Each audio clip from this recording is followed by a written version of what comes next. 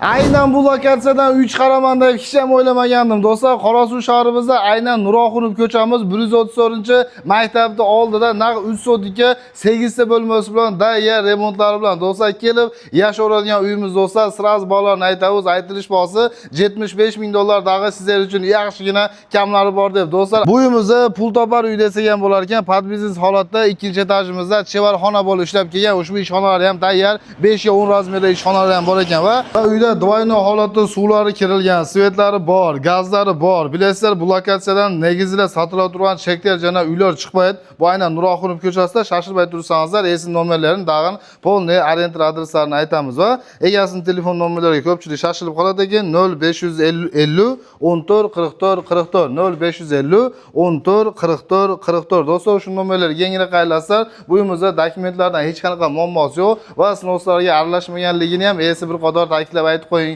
Yo'lda bo'yidan muammo yo'q, orqa tomoni kanalni bo'yiga bilasizlar, bu yerda qabristonimiz bor, qabristondan nari firmalarimiz bor. O kanal bo'yiga ancha olis holatda joylashgan. Do'stlar, hech qanaqasiga sinov yo'q. Uka bir qadar qaytalab qo'y deb egasi aytayapti va uyimizga kirib turib qolgan xonalarni yosh bolalar borlik hisobidan ko'rsatmay qolamiz.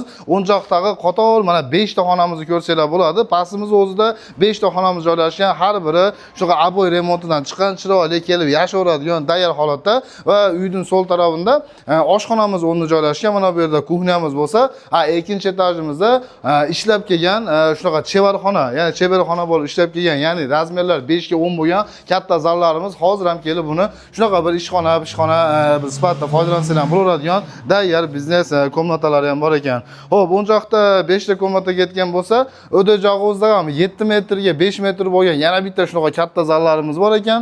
O'ng tomonda shu nimamiz bor.